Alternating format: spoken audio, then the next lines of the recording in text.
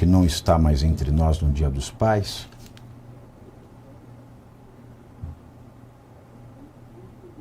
O ministro Alexandre de Moraes negou, no último sábado, um pedido em caráter humanitário feito pela defesa de Jair Bolsonaro para que o ex-presidente pudesse receber visita dos filhos Carlos, Flávio e Jair Renan.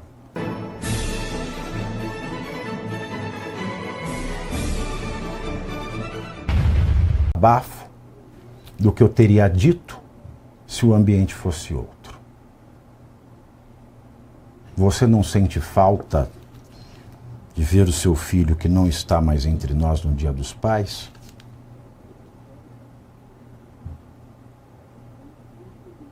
O ministro Alexandre de Moraes negou, no último sábado, um pedido em caráter humanitário feito pela defesa de Jair Bolsonaro para que o ex-presidente pudesse receber visita dos filhos Carlos, Flávio e Jair Renan no domingo de Dia dos Pais. No despacho, o Mussolini da Moca ponderou que ainda está válida a ordem que suspendeu por 30 dias visitas a Bolsonaro e que permitiu apenas atendimentos médicos, fisioterapêuticos e encontros com advogados.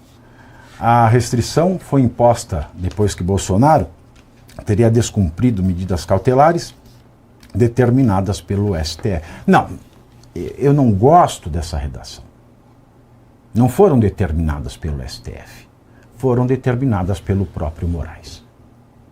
Porque todos os comentaristas e jornalistas de esquerda, quando vão comentar este caso, eles dizem: medida cautelar não pode ser descumprida. Por que não? Se a medida cautelar é ilegal, é ela que não pode ser dada. A gente se esquece de premissa. E quando a gente esquece de premissa, nós somos edifícios sem base. Ou seja, nós não servimos para porcaria nenhuma e colocamos em risco tudo aquilo que nós desejamos abrigar. Entre os episódios considerados por Moraes está a tal carta escrita pelo ex-presidente e que foi divulgada por Flávio Bolsonaro nas redes sociais. Bom, eu fico imaginando se o Alexandre de Moraes teve um bom Dia dos Pais. Porque o Xandinho, o filho dele, que é também um advogado jovem, um jovem advogado milionário. Por quê? Porque é um as no direito. Pode ser um as no direito, mas é sócio do escritório da mamãe, que é o escritório do papai, na verdade. Ou ele não liga para o filho afetivamente, que financeiramente o filho já fez a vida por gerações, ou ele ainda carrega dentro de si a mágoa.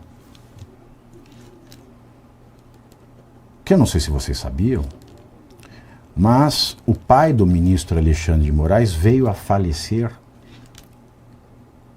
sem falar com ele, não querendo, inclusive, que ele comparecesse ao velório. Então, este é o ministro Alexandre de Moraes, negando uma das coisas mais fundamentais a qualquer preso no Brasil,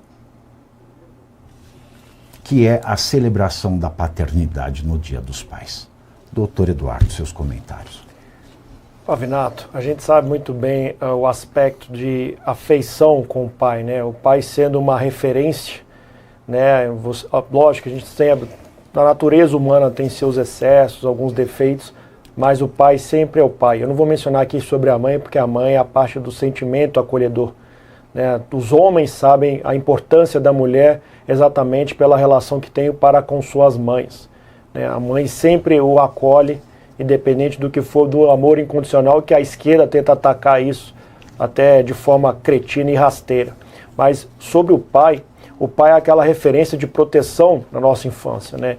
Então muitas vezes, nesse contraste com o sentimento da mãe, o pai faz essa postura de que às vezes ele, não há ninguém que tenha o manual de instrução da vida, mas ele se coloca como protetor e vencendo o próprio medo sem que o filho saiba que ele está com medo, mas pela existência desse filho, ele se motiva nesse sentido. E a gente vê um Jair Bolsonaro e outros presos no Brasil, obviamente, que têm o direito, mas Jair Bolsonaro não tem. Né? Dane-se o artigo 41, inciso 10 da Lei de Execução Penal. Não importa. Né? Se é Jair Bolsonaro, ele pode acabar flexibilizando, por exemplo, um prazo para estipular, para rever a concessão da prisão domiciliar humanitária. Então não importa essas questões objetivas, eu nem vou me estender muito nesse sentido técnico do direito, que o pessoal, a nossa audiência qualificada, já está íntima bem desse tema. Agora, o ponto central é, os filhos do Bolsonaro, e eu lembro muito bem que principalmente Eduardo Bolsonaro, ele ingressou em 2014, porque ele estava vendo o pai desgastado sozinho para com o Congresso. Carlos Bolsonaro fez o deputado Jair Bolsonaro.blogspot.com, era justamente para divulgar o trabalho do Jair Bolsonaro naquele período da década retrasada até, foi antes da década passada, ali por volta de meados de 2008, 2009, exatamente depois começou a ter aquelas situações com o CQC. Então percebam a importância do pai para todos, óbvio, nem preciso mencionar o do Flávio Bolsonaro, e é por isso que o pai o indicou como procurador do seu capital político, mas principalmente a relação do pai para com os filhos, a importância que tem. E Bolsonaro é aquele jeito bem de pai clássico, né? Ele sempre quer os filhos perto, você vê todo o carinho deles, e especialmente da forma, né, vamos dizer, do tiozão do churrasco, que até o Flávio fez uma carta emocionante, falando que até as piadas sem graças, mas sendo seu pai, ela é engraçada. Então isso é mais um Dia dos Pais. Vale lembrar também que os presos do 8 de janeiro também passam longe de seus pais, né? Os presos políticos do 8 de janeiro passam o Dia dos Pais longe de seus pais e parentes, assim de uma forma bem indevida, que é uma mácula, né? Uma mancha na história da República Brasileira e principalmente agora, que a gente sabe do Império das Leis, do direito brasileiro. Mas é muito triste olhando sob a ótica da relação do pai com os filhos, tendo em vista a importância que tem humana, né?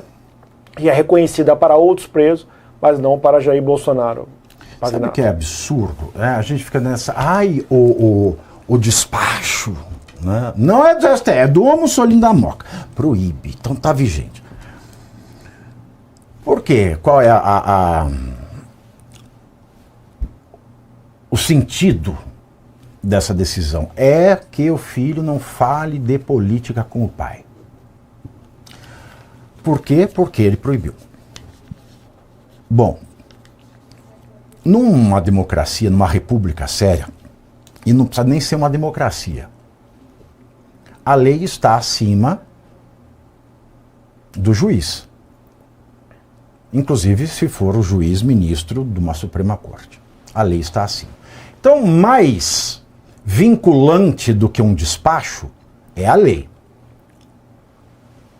A lei, ela proíbe, por exemplo, que o juiz ele trate as partes de um processo de maneira desigual. Deve haver uma assimetria da atenção do juiz para com as partes de um processo. Ora, o Alexandre ele tem uma esposa que é advogada, um filho que é advogado. Então ele não podia morar na mesma casa que eles e também não podia recebê-los no Dia dos Pais. Porque, mas eles não vão falar de processo. Quem me garante? Quem me garante que eles não vão falar de um cliente que tem interesse no STF? Quem me garante? Quem me garante que ele não vai fazer uma advocacia administrativa? Quem me garante? E isso se repete para todos os ministros que têm filhos advogados, como o Cássio com K e o Kevin com K, o menino da pica de 29 centímetros que fez um patrimônio de 28 milhões com 2 anos de OAB. Então eles não podiam ver o pai no Dia dos Pais nem nunca. Porque quem me garante que eles não vão falar nada de processo? O Bolsonaro, o negócio é o seguinte, se a gente pegar um cachorro de rua com a lei dos maus tratos animais, o cachorro de rua tem mais direito que o Bolsonaro. Não é? Exatamente, Pavinato. Exatamente. Bolsonaro, já denunciamos aqui que ele é tratado como um inimigo do Estado, né, é dado a ele esse tratamento.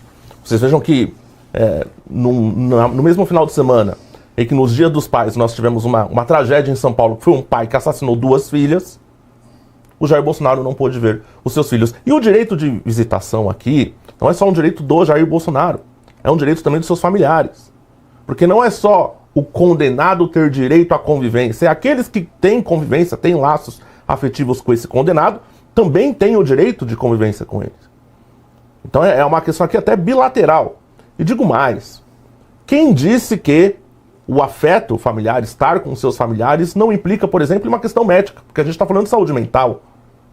A gente não pode partir da ideia de que, não, é só um laço familiar, etc. Isso não tem. Tem sim, porque o emocional conta muito para as questões físicas. Eu vejo até que talvez tenha havido até uma falha ali dos filhos, porque eu teria feito petições, petição da defesa do Jair, petição dos próprios filhos, requerendo, pressionando o Alexandre de Moraes. E digo mais, talvez até tenha faltado um pouco de criatividade, aí é uma crítica que eu faço à defesa, enfim, até mesmo uma sugestão, de dizer, olha, faz o seguinte, faz uma visita monitorada, que seja, já que a gente está falando de absurdo, e para lidar com este Supremo Tribunal Federal, você tem que pensar que o direito foi pro cacete, sobrou só o absurdo, então vamos, é o absurdo que vocês querem, vamos fazer. Agora, evidentemente que isso não seria necessário à luz do direito posto, né, à luz da normalidade jurídica. Né. A gente tem que começar a pensar em coisas heterodoxas para lidar com a aplicação de um direito heterodoxo e totalmente fora da legalidade. É assim que se enfrenta este Supremo Tribunal Federal. E, de fato, como se confiar que esses ministros não falam de processos com seus familiares, com seus parentes? É claro que falam. A gente vê pelos resultados. Tá certo? Essa coisa de que, olha, só nós somos dignos de confiança. Só nós somos dignos de credibilidade para sermos inquestionáveis em relação a essas coisas. Só nós somos probos. Todo o resto você presume a má-fé. Todo o resto do Brasil presume-se a má-fé. Apenas os ministros que são, além de intocáveis e inquestionáveis, e certamente estão aí concorrendo para a beatificação perante o Vaticano. É isso que a gente tem que entender, porque não se sustenta, tá, o direito que eles aplicam aos outros e não a si mesmos. Olha, voltando, né, àquela frase infeliz do filho do Chico Anísio, mas ele era contra a saidinha. O caso do Bolsonaro não é saidinha, era o filho e vê. É muito diferente. Agora, vamos imaginar que fosse um caso de saidinha, vamos imaginar isso. Não é porque uma pessoa é contra um aspecto da legislação, um dispositivo legal, não é porque alguém é contra uma norma que o Estado, ele deve admitir que essa norma não valha para ele.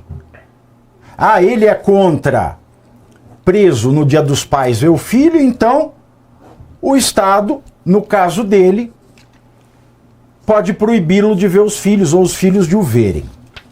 Eu sou contra pagar imposto de renda sobre salário, porque salário não é renda. Boa.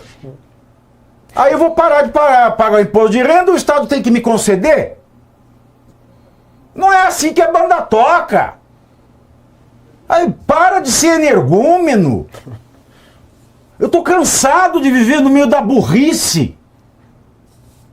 Eu tô cansado de viver no meio de estúpido, imbecil. Para pensar 5 minutos antes de peidar pela boca. Pelo amor de Deus. Quando é que nesse país nós vamos ter uma discussão de gente séria quando se trata de coisa séria? Se o país tem um direito e a uma pessoa só nega-se o direito, não há direito para ninguém. Porque uma regra só é direito quando ela é universal dentro do território.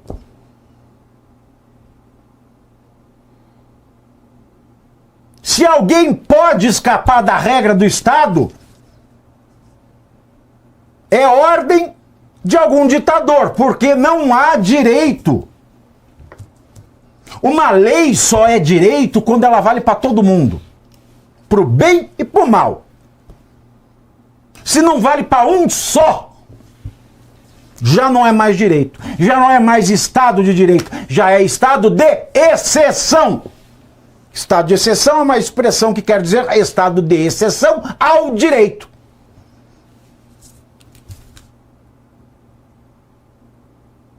E se a gente for pensar desse prisma, o período brasileiro do regime militar, de 1964 a 1985, foi mais Estado de direito do que o Brasil é hoje. Porque existia o direito no regime militar, o direito era cumprido por todos e as exceções do direito, elas eram normatizadas. As exceções ao direito, elas vinham através dos atos institucionais. Então, o regime militar, mais humano que o Alexandre de Moraes, fazia a gentileza de dizer o que estava sendo excepcionado e em quais hipóteses. Então esse regime, essa ditadura militante que a gente vive hoje, isso sim é um estado de exceção. E vale então o adjetivo predicado estúpido, tapado, imbecil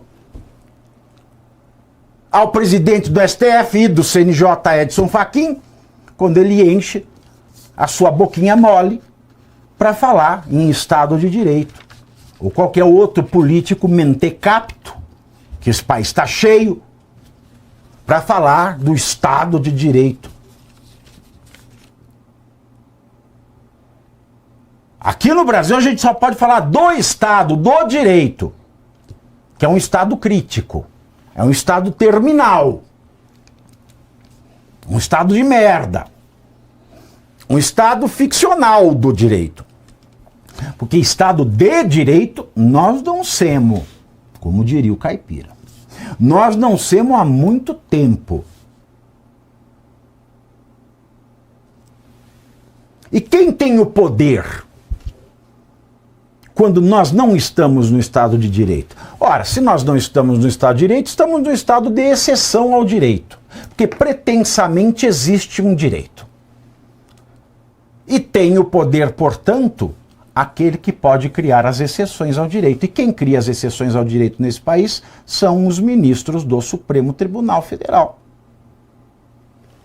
Então nós somos governados, essa que é a realidade, pelos ministros do Supremo Tribunal Federal. Presidente é um pretexto. Congresso, fala em Congresso no Brasil. Esse bando de salafrário, deputado, as deputinhas, nós somos governados pelo STF. É por isso que a eleição desse ano é importante. Porque o presidente que ganhar vai meter 4 ministros no STF. 4!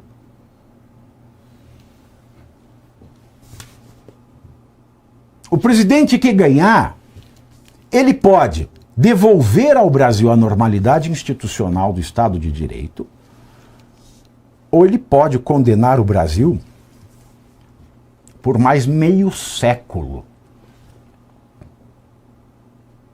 Eu não vou estar vivo para ver um Brasil Estado de Direito de novo.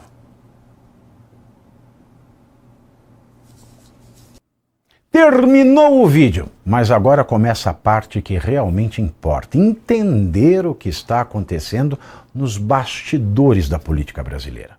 Todos os dias, às 7h30 da noite, 19h30, eu entro ao vivo no canal do Metrópolis no YouTube para analisar os fatos do dia, os discursos, as decisões e os impactos de cada movimento em Brasília com convidados especiais, debate e análise direta. Pavinato 7h30, ao vivo, no canal do Metrópolis no YouTube.